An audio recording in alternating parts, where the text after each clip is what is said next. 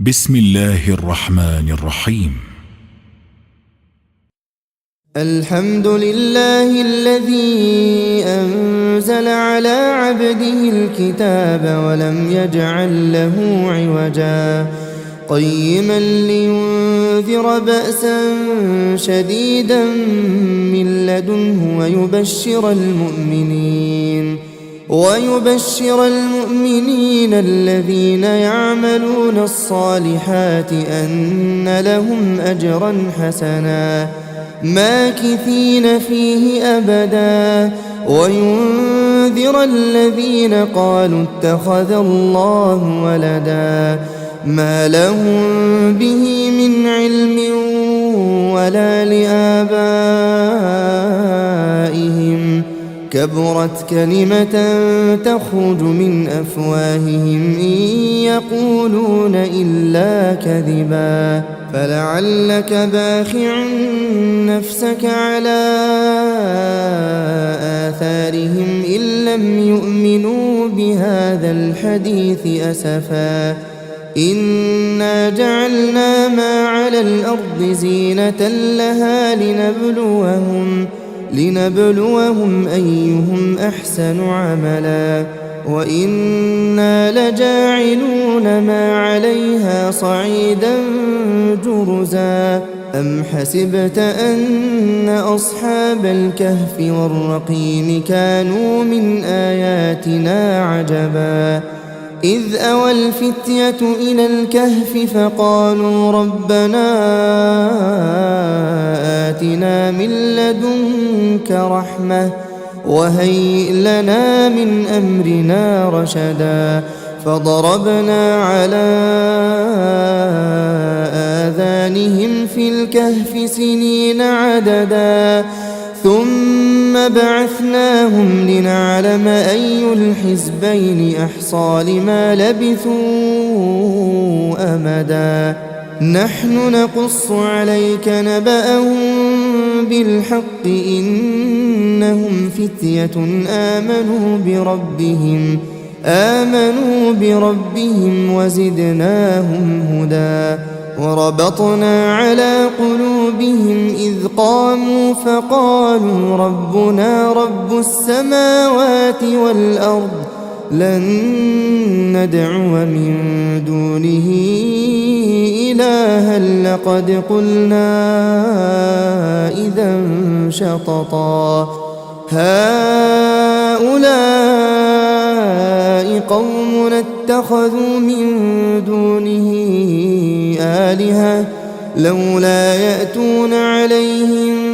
بسلطان بين فمن أظلم ممن افترى على الله كذبا وإذ اعتزلتموهم وما يعبدون إلا الله فأووا إلى الكهف ينشر لكم ربكم من رحمته ويهيئ لكم من أمركم مرفقا وترى الشمس إذا طلعت تزاور عن كهفهم ذات اليمين وإذا غربت تقرضهم ذات الشمال وهم في فجوة منه ذلك من آيات الله من يهد الله فهو المهتد ومن يضلل فلن تجد له وليا مرشدا وتحسبهم أيقاظا وهم رقود ونقلبهم ذات اليمين وذات الشمال وكلبهم باسط ذراعيه بالوصيد لو اطلعت عليهم لوليت منهم فرارا ولملئت منهم رعبا وكذلك بعثناهم ليتساءلوا بينهم قال قائل منهم كم لبثتم قالوا لبثنا يوما أو بعض يوم قالوا ربكم أعلم بما لبثتم فابعثوا أحدكم بورقكم هذه إلى المدينة فلينظر أيها أزكى طعاما فليأتكم برزق منه وليتلطف ولا يشعرن بكم أحدا إنهم إن يظهروا عليكم يرجموكم أو يعيدوكم في ملتهم ولن تفلحوا إذا أبدا وكذلك أعثرنا عليهم ليعلموا أن وعد الله حق وأن الساعة لا ريب فيها إذ يتنازعون بينهم أمرهم فقالوا بنوا عليهم بنيانا ربهم أعلم بهم قال الذين غلبوا على أمرهم لنتخذن عليهم مسجدا سيقولون ثلاثة رابعهم كلبهم ويقولون خمسة سادسهم كلبهم رجما بالغيب ويقولون سبعة وثامنهم كلبهم قل ربي أعلم بعدتهم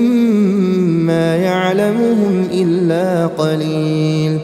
فلا تمار فيهم إلا مراء ظاهرا ولا تستفت فيهم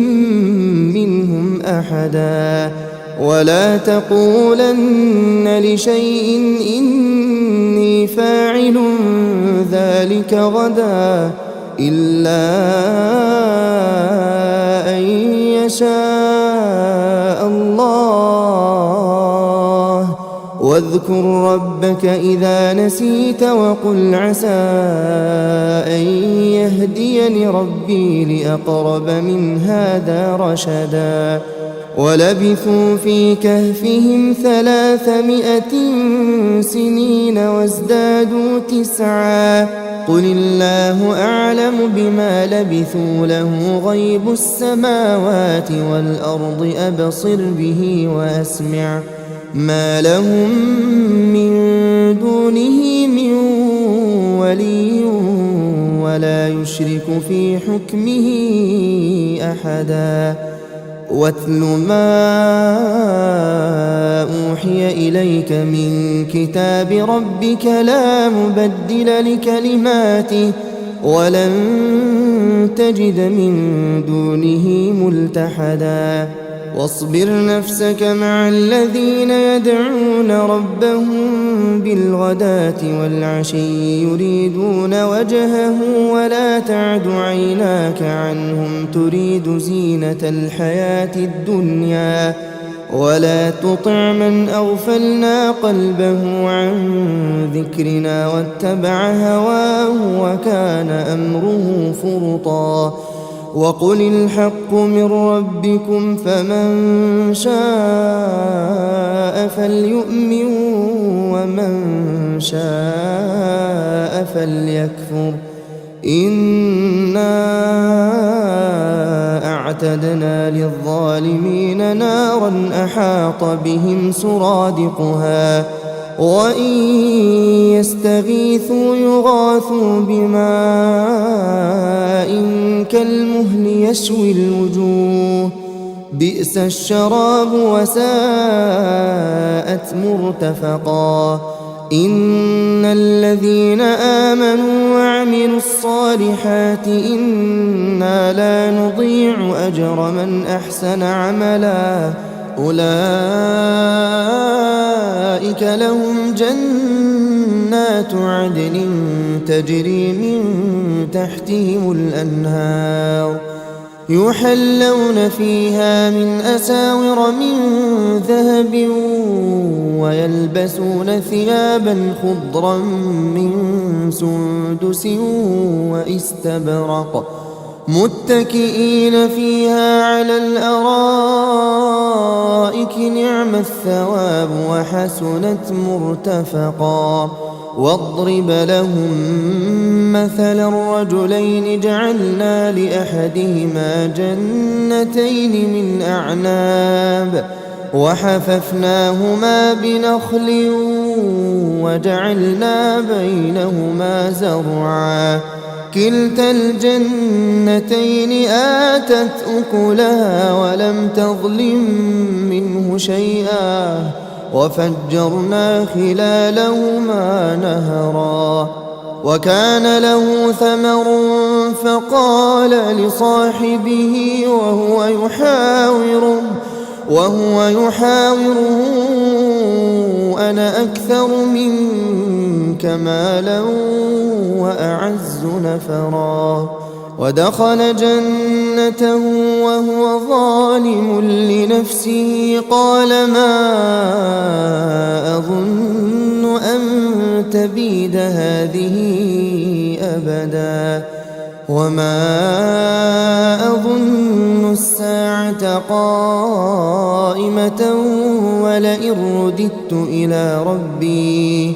ولئن رددت إلى ربي لأجدن خيرا منها منقلبا قال له صاحبه وهو يحاوره أكفرت بالذي خلقك من تراب ثم من نطفة ثم سواك رجلا لكن هو الله ربي ولا أشرك بربي أحدا ولولا إذ دخلت جنتك قلت ما شاء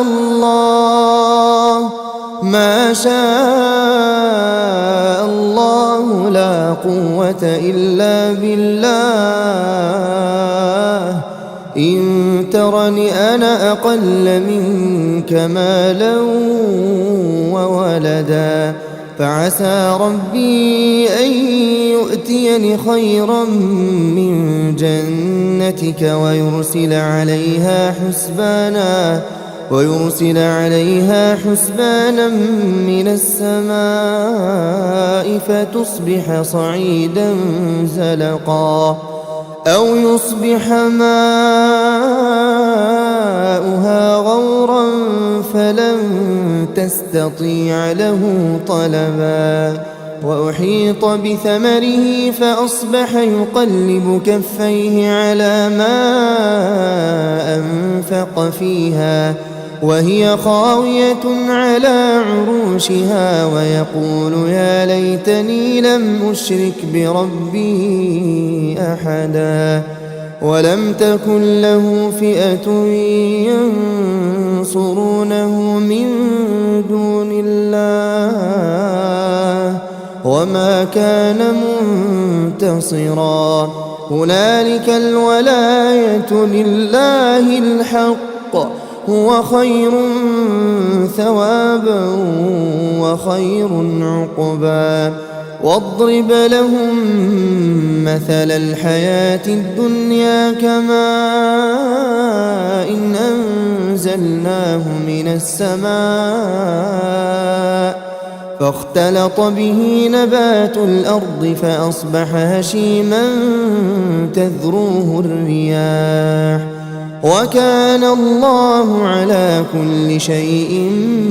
مقتدرا المال والبنون زينة الحياة الدنيا والباقيات الصالحات خير عند ربك ثوابا وخير أملا ويوم نسير الجبال وترى الأرض بارزة وحشرناهم فلم نغادر منهم أحدا وعرضوا على ربك صفا لقد جئتمونا كما خلقناكم أول مرة بل زعمتم أن لن نجعل لكم موعدا ووضع الكتاب فترى المجرمين مشفقين مما فيه ويقولون يا ويلتنا ما لهذا الكتاب لا يغادر صغيرة ولا كبيرة إلا أحصاها ووجدوا ما عملوا حاضرا ولا يظلم ربك أحدا. وإذ قلنا للملائكة اسجدوا لآدم فسجدوا إلا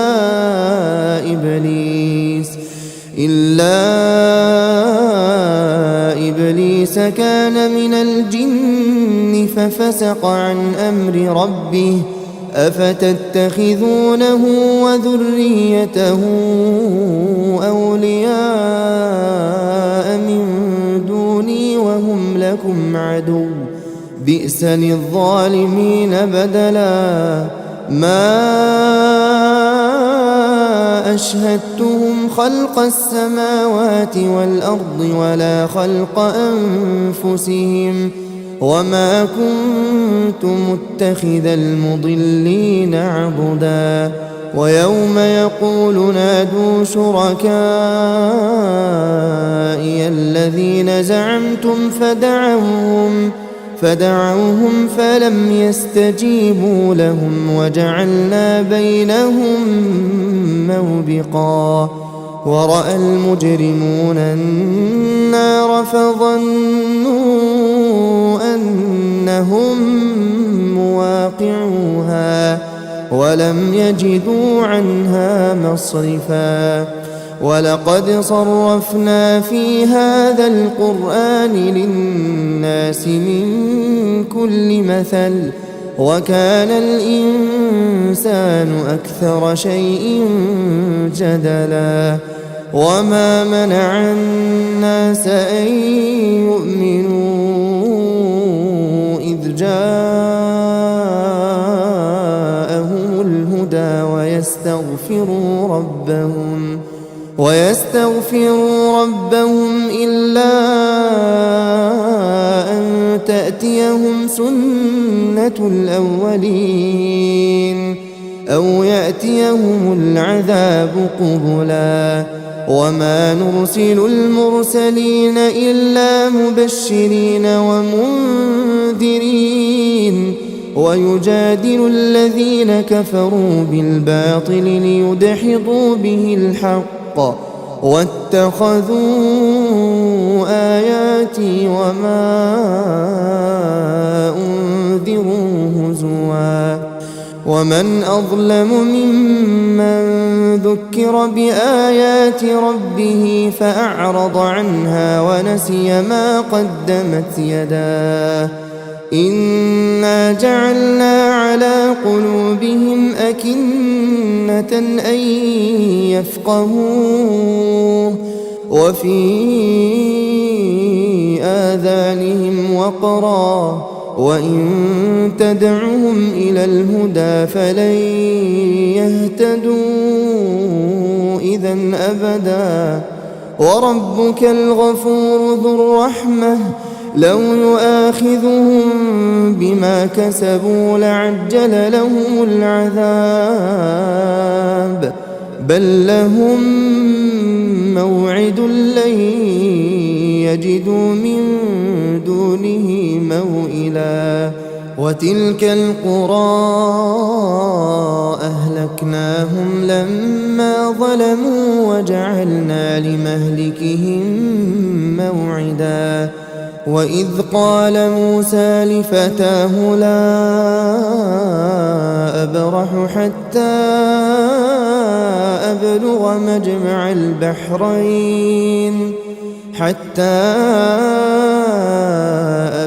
مجمع البحرين أو أمضي حقبا. فلما بلغا مجمع بينهما نسيا حوتهما فاتخذ سبيله في البحر سربا.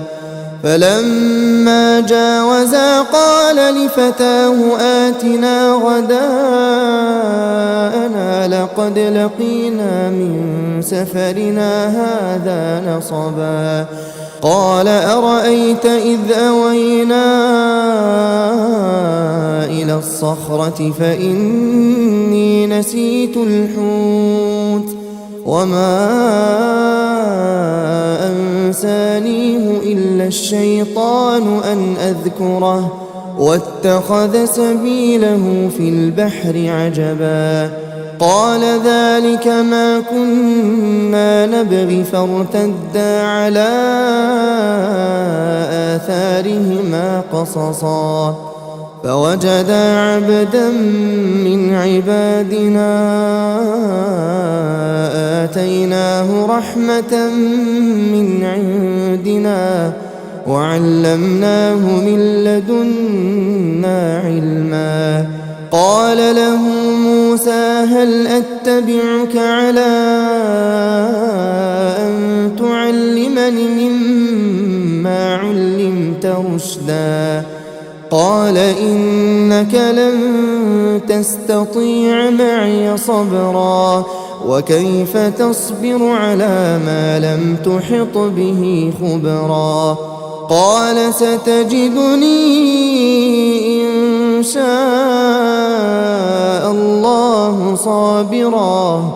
إن شاء الله صابرا ولا أعصي لك أمرا قال فإن اتبعتني فلا تسألني عن شيء حتى أحدث لك منه ذكرا فانطلقا حتى إذا ركبا في السفينة خرقها قال أخرقتها لتغرق أهلها لقد جئت شيئا إمرا قال ألم أقل إنك لن تستطيع معي صبرا قال لا تؤاخذني بما نسيت ولا ترهقني من أمري عسرا فانطلقا حتى إذا لقيا غلاما فقتله قال أقتلت نفسا زكية بغير نفس لقد جئت شيئا نكرا قال ألم أقل لك إنك لن تستطيع معي صبرا قال إن سألتك عن شيء بعدها فلا تصاحبني قد بلغت من لدني عذرا فانطلقا حتى إذا أتيا أهل قرية استطعما أهلها فأبوا أن يضيفوهما فوجدا فيها جدارا يريد أن ينقض فأقامه قال لو شئت لاتخذت عليه أجرا قال هذا فراق بيني وبينك سأنبئك بتأويل ما لم تستطع عليه صبرا أما السفينة فكانت لمساكين يعملون في البحر فأردت أن أعيبها وكان وراءهم ملك يأخذ كل سفينة غصبا وأما الغلام فكان أبواه مؤمنين فخشينا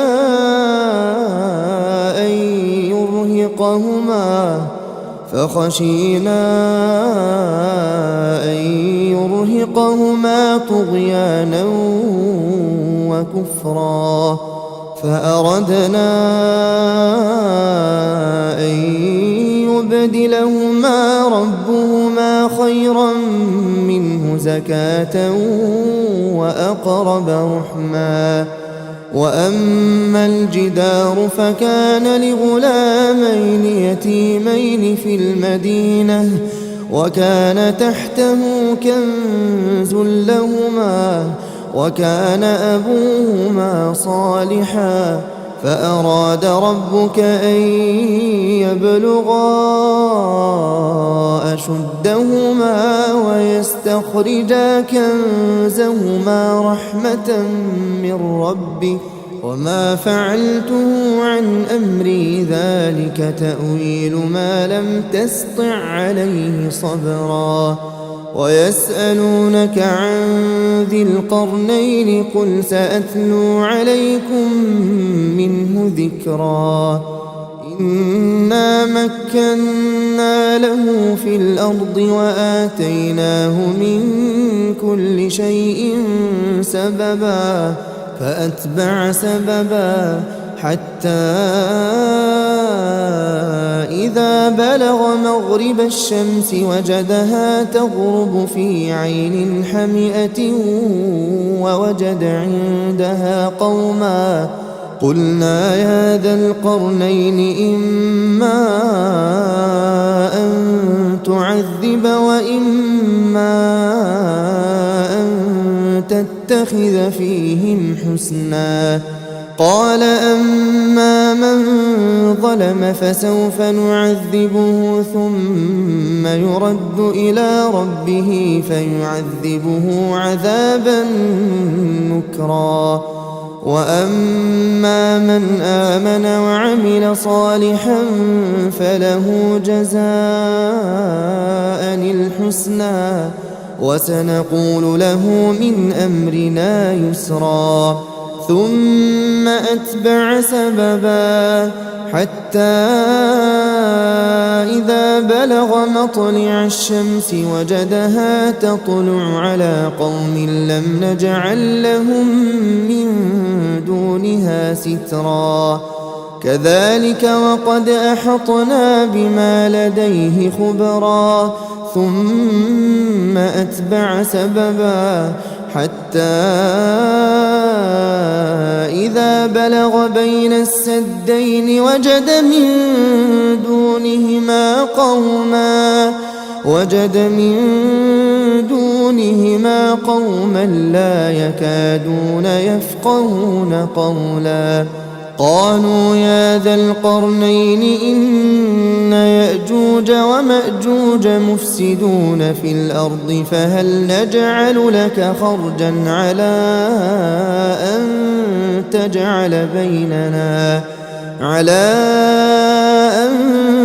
تجعل بيننا وبينهم سدا قال ما مكني فيه ربي خير فأعينوني بقوة أجعل بينكم وبينهم ردما آتوني زبر الحديد حتى إذا ساوى بين الصدفين قال انفخوا حتى إذا جعله نارا قال آتوني أفرغ عليه قطرا فما استطاعوا أن يظهروه وما استطاعوا له نقبا قال هذا رحمة من ربي فإذا جاء وعد ربي جعله دكاء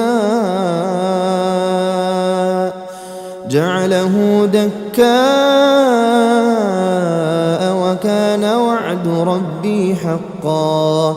وتركنا بعضهم يومئذ يموج في بعض ونفخ في الصور فجمعناهم جمعا وعرضنا جهنم يومئذ للكافرين عرضا الذين كانت أعينهم في غطاء عن ذكري وكانوا لا يستطيعون سمعا أفحسب الذين كفروا أن يتخذوا عبادي من دوني أولياء إنا أعتدنا جهنم جهنم للكافرين نزلا قل هل ننبئكم بالأخسرين أعمالا الذين ضل سعيهم في الحياة الدنيا وهم يحسبون أنهم يحسنون صنعا أولئك الذين كفروا بآيات ربهم ولقائه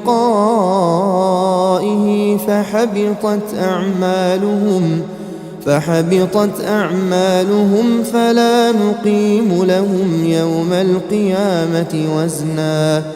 ذلك جزاؤهم جهنم بما كفروا واتخذوا آياتي ورسلي هزوا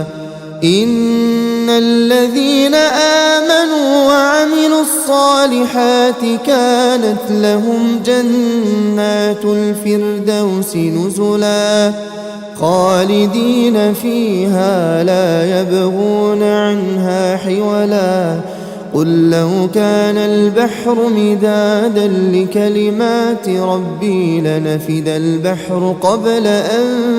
تنفد كلمات ربي ولو جئنا بمثله مددا قل إنما أنا بشر مثلكم يوحى إلي أنما إلهكم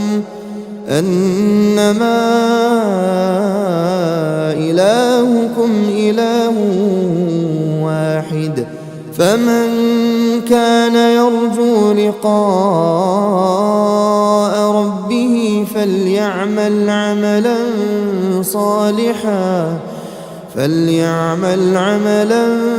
صالحا ولا يشرك بعبادة ربه أحدا.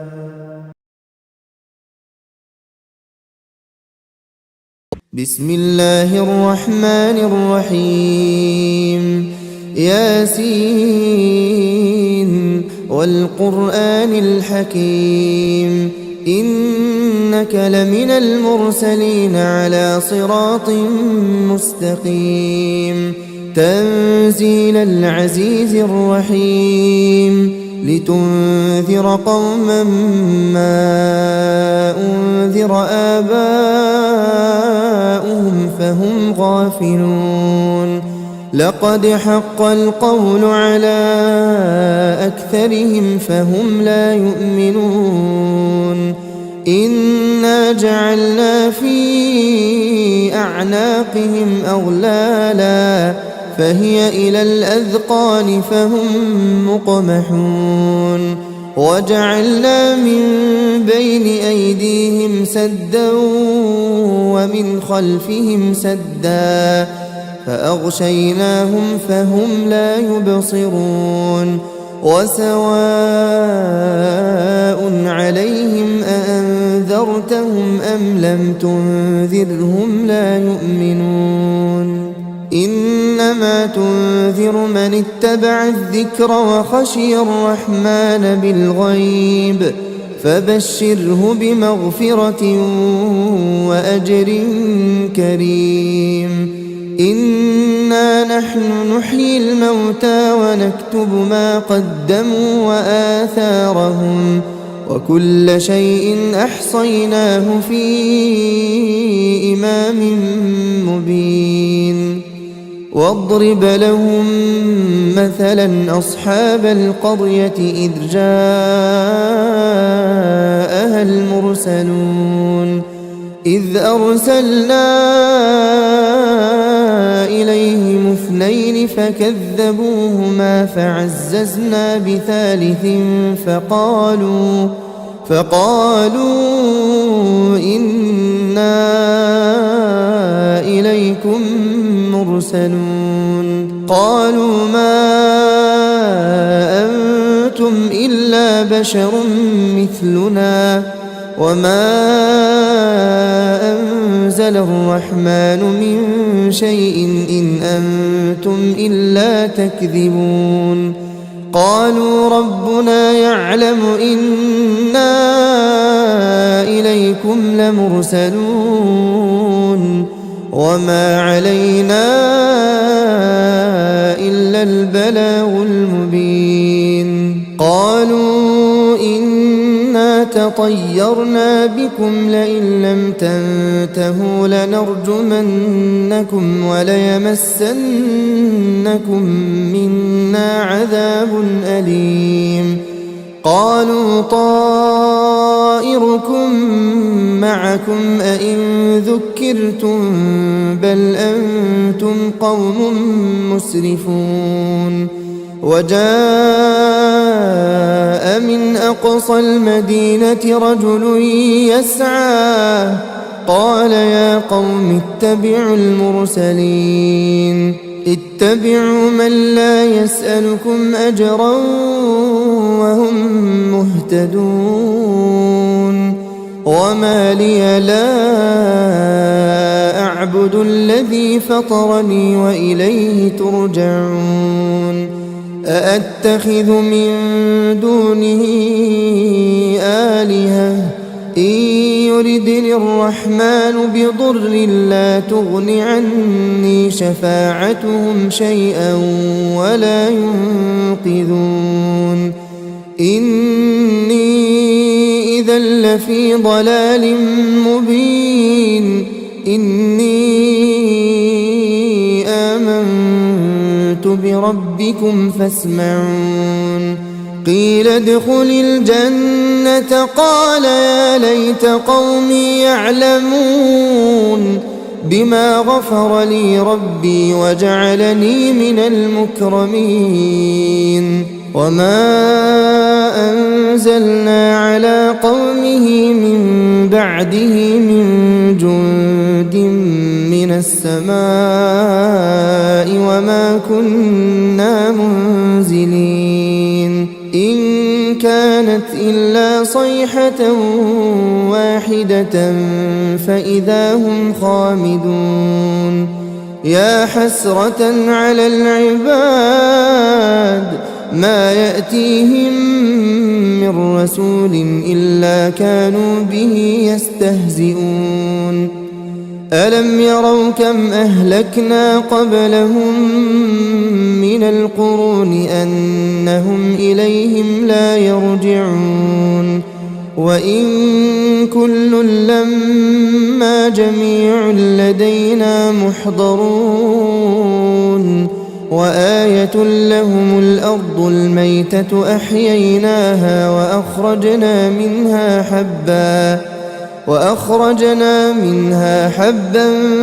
فمنه يأكلون وجعلنا فيها جنات من نخيل وأعناب وفجرنا فيها من العيون ليأكلوا من ثمره وما عملته أيديهم أفلا يشكرون سبحان الذي خلق الأزواج كلها مما تنبت الأرض ومن أنفسهم ومما لا يعلمون وآية لهم الليل نسلخ منه النهار فإذا هم مظلمون والشمس تجري لمستقر لها ذلك تقدير العزيز العليم والقمر قدرناه منازل حتى عاد كالعرجون القديم لا الشمس ينبغي لها أن تدرك القمر ولا الليل سابق النهار وكل في فلك يسبحون وآية لهم أنا حملنا ذريتهم في الفلك المشحون وخلقنا لهم من مثله ما يركبون وإن نشأ نغرقهم فلا صريخ لهم ولا هم ينقذون إلا رحمة منا ومتاعا إلى حين وإذا قيل لهم اتقوا ما بين أيديكم وما خلفكم لعلكم ترحمون وما تأتيهم من آية من آيات ربهم إلا كانوا عنها معرضين وإذا قيل لهم أنفقوا مما رزقكم الله قال الذين كفروا للذين آمنوا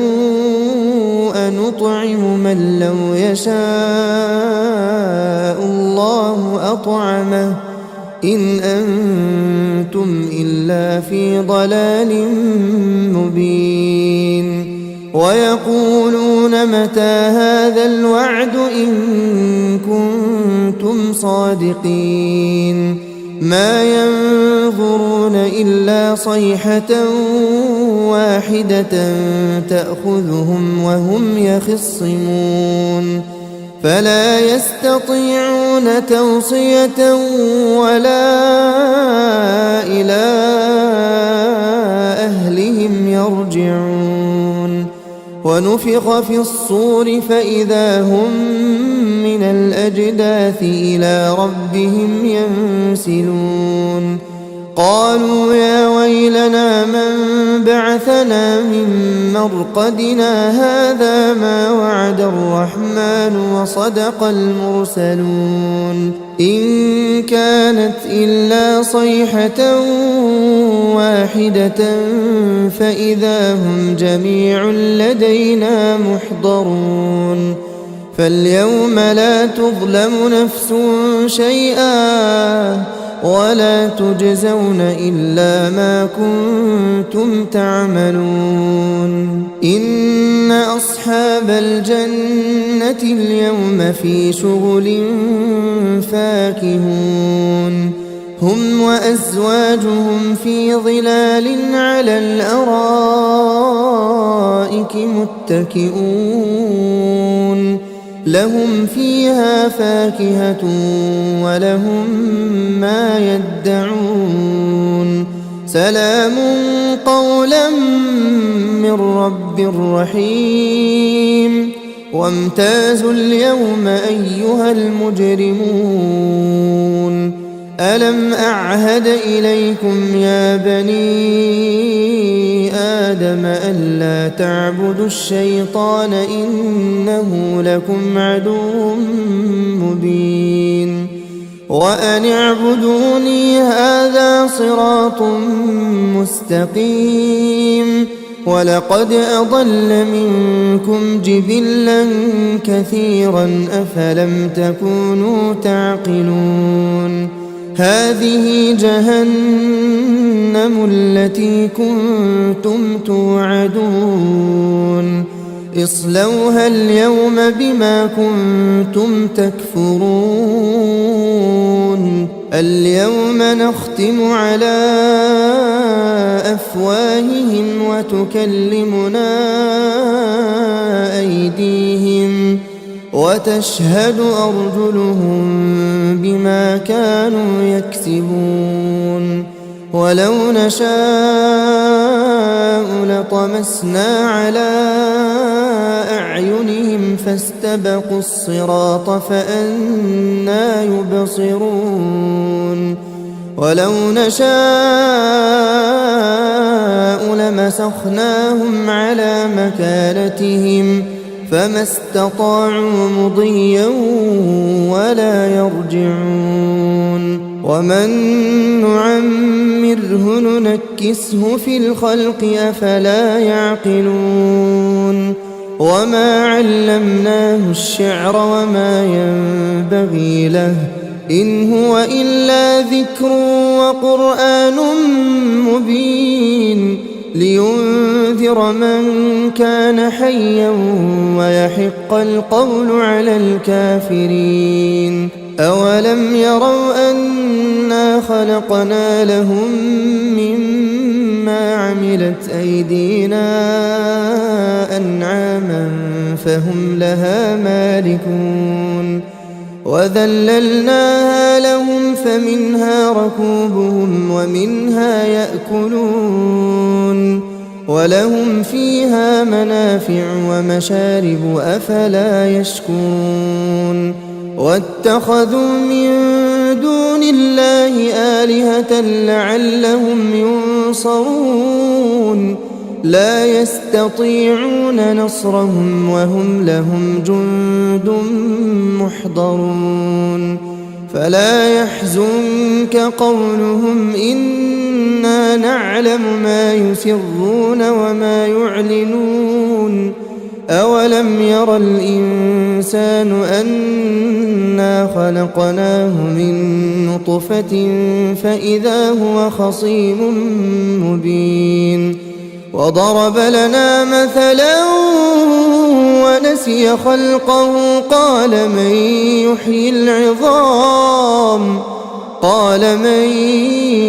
يحيي العظام وهي رميم. قل يحييها الذي أنشأها أول مرة وهو بكل خلق عليم. الذي جعل لكم من الشجر الأخضر نارا فإذا أنتم منه توقدون. أوليس الذي خلق السماوات والأرض بقادر على أن يخلق مثلهم بلى وهو الخلاق العليم. إنما أمره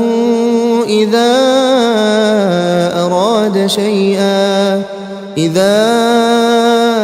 أراد شيئا أن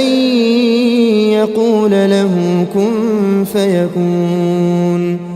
فسبحان الذي بيده ملكوت كل شيء وإليه ترجعون.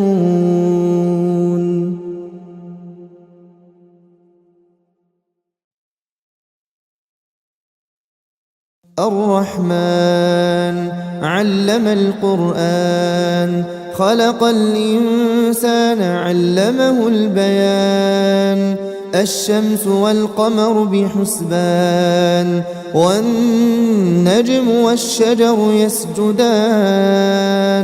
والسماء رفعها ووضع الميزان ألا تطغوا في الميزان وأقيموا الوزن بالقسط ولا تخسروا الميزان. والأرض وضعها للأنام فيها فاكهة والنخل ذات الأكمام والحب ذو العصف والريحان. فبأي آلاء ربكما تكذبان. خلق الإنسان من صلصال كالفخار وخلق الجان من مارج من نار. فبأي آلاء ربكما تكذبان. رب المشرقين ورب المغربين. فبأي آلاء ربكما تكذبان. مرج البحرين يلتقيان بينهما برزخ لا يبغيان. فبأي آلاء ربكما تكذبان. يخرج منهما اللؤلؤ والمرجان. فبأي آلاء ربكما تكذبان. وله الجوار والمنشآت في البحر كالأعلام فبأي آلاء ربكما تكذبان كل من عليها فان ويبقى وجه ربك ذو الجلال والإكرام فبأي آلاء ربكما تكذبان يسأله من في السماوات والأرض كل يوم هو في شأن فبأي آلاء ربكما تكذبان سنفرغ لكم أيها الثقلان فبأي آلاء ربكما تكذبان يا معشر الجن والإنس إن استطعتم أن تنفذوا من أقطار السماوات والأرض فانفذوا لا تنفذون إلا بسلطان فبأي آلاء ربكما تكذبان يرسل عليكما شواظ من نار ونحاس فلا تنتصران فبأي آلاء ربكما تكذبان فإذا انشقت السماء فكانت وردة كالدهان فبأي آلاء ربكما تكذبان فيومئذ لا يسأل عن ذنبه إنس ولا جان فبأي آلاء ربكما تكذبان يعرف المجرمون بسيماهم فيؤخذ بالنواصي والأقدام فبأي آلاء ربكما تكذبان هذه جهنم التي يكذب بها المجرمون يطوفون بينها وبين حميم آن فبأي آلاء ربكما تكذبان ولمن خاف مقام ربه جنتان فبأي آلاء ربكما تكذبان ذواتا أفنان فبأي آلاء ربكما تكذبان فيهما عينان تجريان فبأي آلاء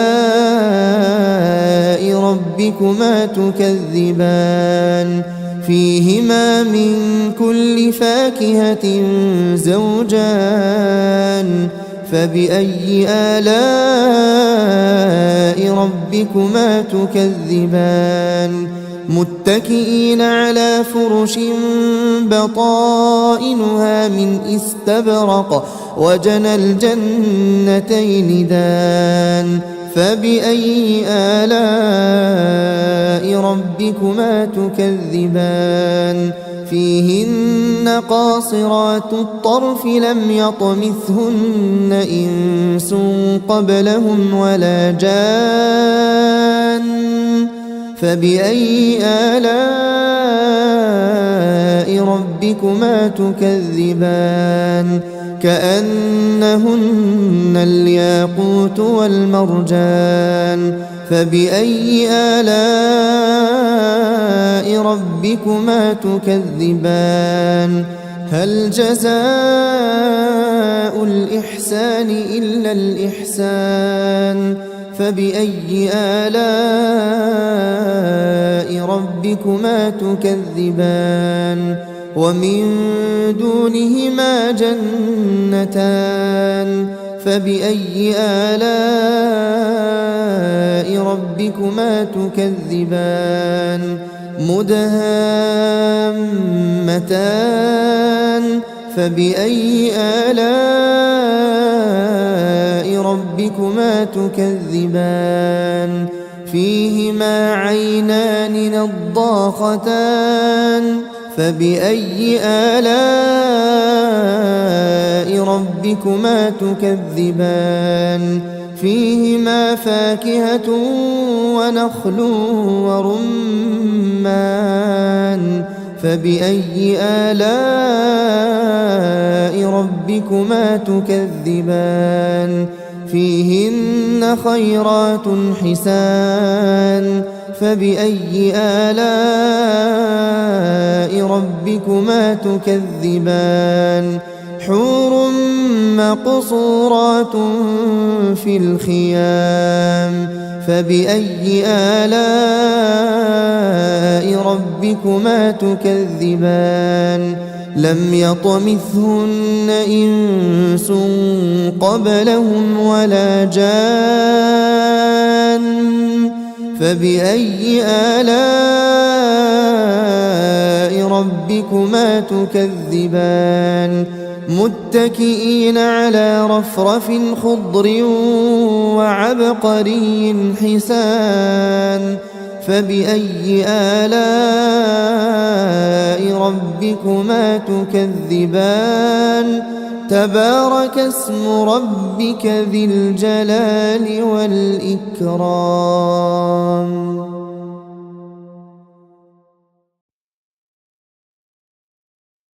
بسم الله الرحمن الرحيم إذا وقعت الواقعة ليس لوقعتها كاذبة خافضة رافعة إذا رجت الأرض رجا وبست الجبال بسا فكانت هباء منبثا وكنتم أزواجا ثلاثة فأصحاب الميمنة ما أصحاب الميمنة وأصحاب المشأمة ما أصحاب المشأمة والسابقون السابقون أولئك المقربون في جنات النعيم ثلة من الأولين وقليل من الآخرين على سرر موضونة متكئين عليها متقابلين يطوف عليهم ولدان مخلدون بأكواب وأباريق وكأس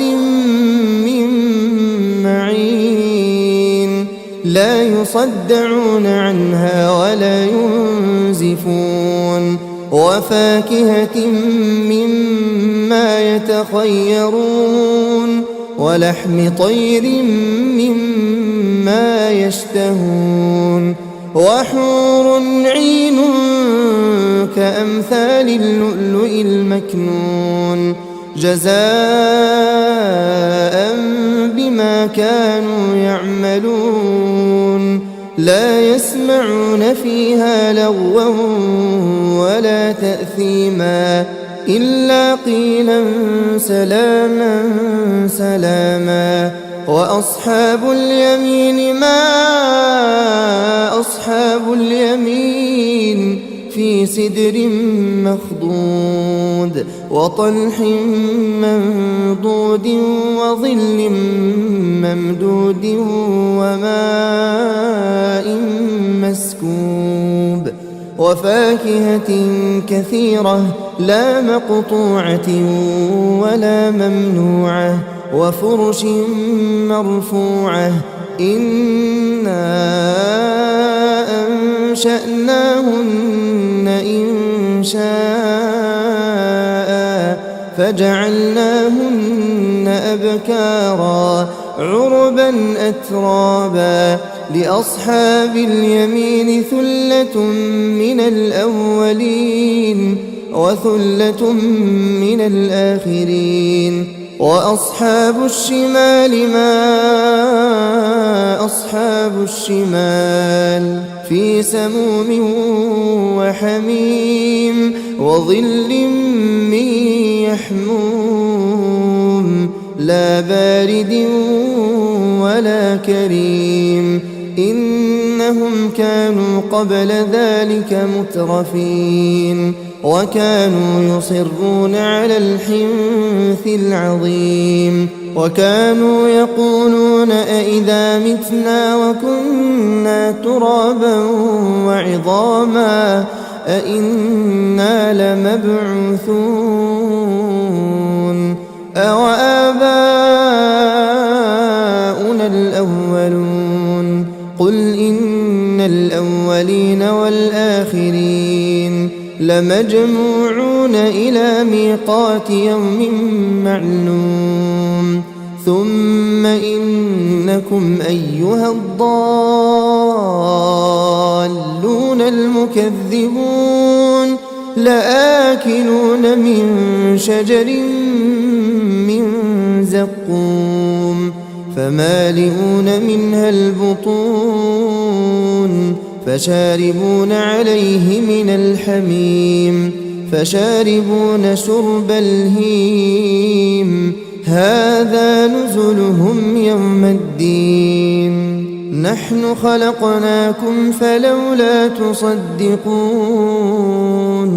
أفرأيتم ما تمنون أأنتم تخلقونه أم نحن الخالقون نحن قدرنا بينكم الموت وما نحن بمسبوقين على أن نبدل أمثالكم وننشئكم فيما لا تعلمون ولقد علمتم النشأة الأولى فلولا تذكرون أفرأيتم ما تحرثون أأنتم تزرعونه أم نحن الزارعون لو نشاء لجعلناه حطاما فظلتم تفكهون إنا لمغرمون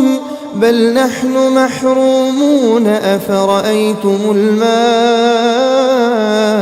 الذي تشربون أأنتم أنزلتموه من المزن أم نحن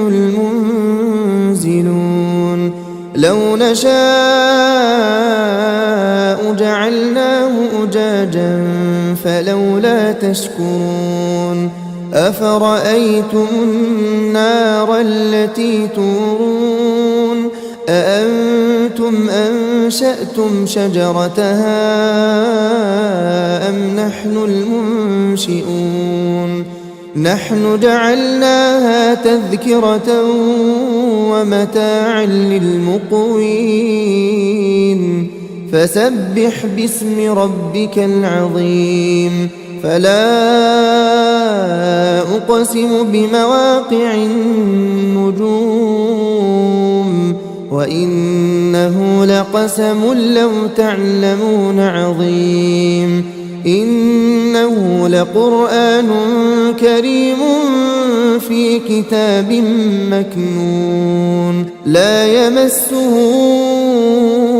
إلا المطهرون تنزيل من رب العالمين أفبهذا الحديث أنتم مدهنون وتجعلون رزقكم أنكم تكذبون فلولا إذا بلغت الحلقوم وأنتم حينئذ تنظرون ونحن أقرب إليه منكم ولكن لا تبصرون فلولا إن كنتم غير مدينين ترجعونها إن كنتم صادقين فأما إن كان من المقربين فروح وريحان وجنة نعيم. وأما إن كان من أصحاب اليمين فسلام لك من أصحاب اليمين. وأما إن كان من المكذبين الضالين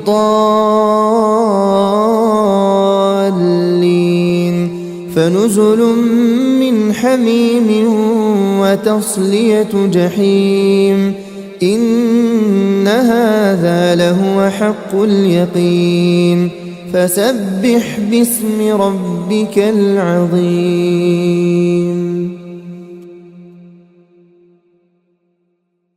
بيده الملك وهو على كل شيء قدير. الذي خلق الموت والحياة ليبلوكم أيكم أحسن عملا وهو العزيز الغفور. الذي خلق 7 سماوات طباقا ما ترى في خلق الرحمن من تفاوت فارجع البصر هل ترى من فطور ثم ارجع البصر كرتين ينقلب إليك البصر خاسئا وهو حسير. ولقد زينا السماء الدنيا بمصابيح وجعلناها رجوما للشياطين وأعتدنا لهم عذاب السعير. وللذين كفروا بربهم عذاب جهنم وبئس المصير. إذا ألقوا فيها سمعوا لها شهيقا وهي تفور تكاد تميز من الغيظ كلما ألقي فيها فوج سألهم خزنتها ألم يأتكم نذير قالوا بلى قد جاءنا نذير فكذبنا وقلنا ما نزل الله من شيء إن أنتم إلا في ضلال كبير. وقالوا لو كنا نسمع أو نعقل ما كنا في أصحاب السعير فاعترفوا بذنبهم فسحقا لأصحاب السعير. إن الذين يخشون ربهم بالغيب لهم مغفرة وأجر كبير. وأسروا قولكم أو اجهروا به إنه عليم بذات الصدور. ألا يعلم من خلق وهو اللطيف الخبير. هو الذي جعل لكم الأرض ذلولا فامشوا في مناكبها وكلوا من رزقه وإليه النشور. أأمنتم من في السماء أن يخسف بكم الأرض فإذا هي تمور أم أمنتم من في السماء أن يرسل عليكم حاصبا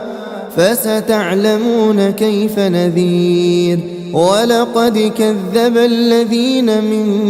قبلهم فكيف كان نكير. أولم يروا إلى الطير فوقهم صافات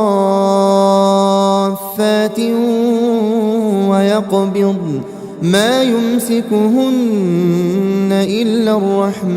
الرحمن إنه بكل شيء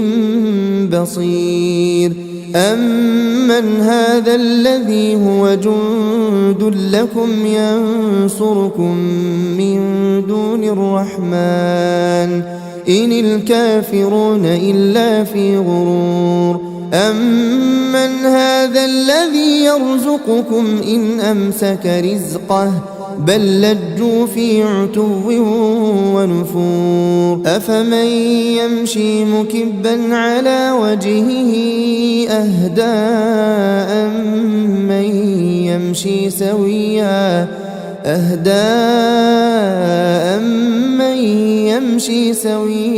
على صراط مستقيم قل هو الذي أنشأكم وجعل لكم السمع والأبصار والأفئدة قليلا ما تشكرون قل هو الذي ذرأكم في الأرض وإليه تحشرون ويقولون متى هذا الوعد إن كنتم صادقين قل إنما العلم عند الله وإنما أنا نذير مبين فلما رأوه زلفة سيئت وجوه الذين كفروا وقيل هذا الذي كنتم به تدعون قل أرأيتم إن أهلكني الله ومن معي أو رحمنا فمن يجير الكافرين من عذاب أليم قل هو الرحمن آمنا به وعليه توكلنا فستعلمون من هو في ضلال مبين قل أرأيتم إن أصبح ماؤكم غورا فمن يأتيكم بماء